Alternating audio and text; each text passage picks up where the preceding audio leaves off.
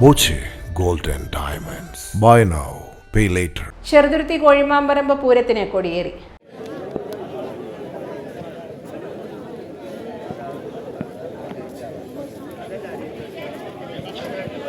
പാക്കനാർ വെളിച്ചപ്പാട് ക്ഷേത്രത്തിലെത്തി കൽപ്പനകൾക്ക് ശേഷമാണ് കൊടിയേറ്റം നടന്നത്. തുടർന്ന് ആചാരവെടിയും പറനിറക്കലും കൽപ്പനയും ഉണ്ടായി.